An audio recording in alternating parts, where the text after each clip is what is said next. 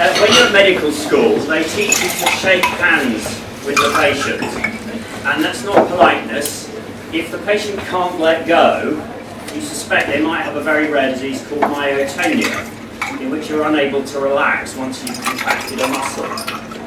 So it's an unpleasant disease.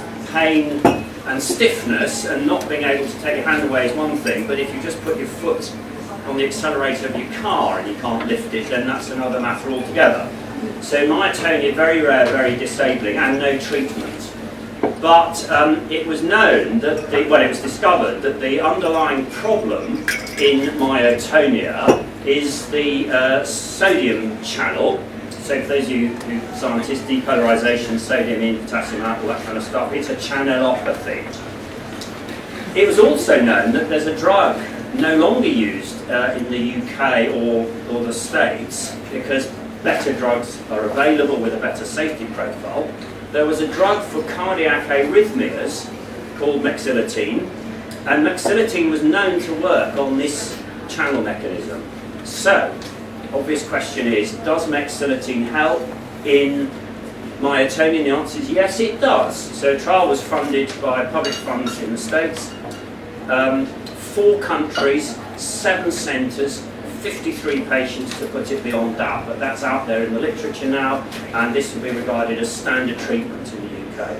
One of our concerns is to make sure that somebody doesn't take that common drug, still fortunately used in other countries widely, so still manufactured, but of course what we do not want to happen is for a company to take it, brand it, get orphan designation, and then whop the price up, and I can assure you that when they do that, the price goes far beyond the £20,000 that was mentioned earlier. Typically it's called from £1 million to £300,000 per patient per year, and they're on it for life.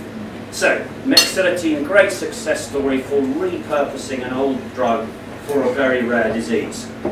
Heartwarming story. Now the dose of cold financial reality. So NHS England, the government has committed to maintaining NHS funding at a time when all sorts of other organisations are under austerity receiving enormous budget cuts of 20 or 30%. The NHS is protected from that.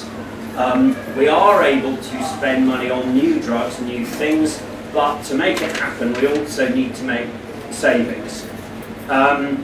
If the hope of the social impact bond that was described was that a new drug will save the NHS money, but I need to explain what we mean by cost saving. So we were dealing with a different drug the other day, which in some patients enables them to come off parenteral nutrition. So parenteral nutrition, when your bowel isn't working properly, you get all your food in through intravenously, and the clinician assured us that this drug was cost saving because patients came off parenteral nutrition, which costs about £50,000 a year. The problem was the drug actually cost £200,000 a year. Now that is not our definition of cost saving, I have to tell you. So it does actually need to mean that we spend less at the end of the day rather than more. And the other problem is it does need to be an actual saving, not a theoretical saving. So if you live in a house with a reasonable sized garden in Cambridge, your garden, the land may be worth £500,000. That doesn't mean that you can take a square metre of it, sell it off and pocket £5,000. You have to actually be able, the saving has to be realisable. And that can be problematical because it entirely depends on how the care package, which is looking after the patient, is currently funded. And some of the things you might think, well, that's stupid, but if that's the way it is, we're not making the saving, we can't fund the drug. The other big question is whether the saving accrues to our budget in NHS England or to somebody else's. One of the most expensive conditions to look after typically will be chronically disabling, often neurological conditions. A lot of the economic impact to the country actually falls to social care budgets, not to NHS budgets. So it may turn out that half or more of the savings accrue to the social services budget, and that can be a problem.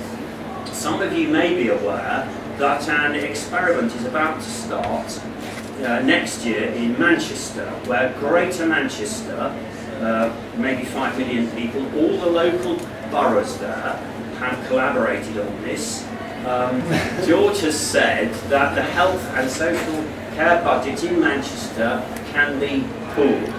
So if that experiment works, it will be fantastic, because savings in the social care world will matter to health. So, yeah.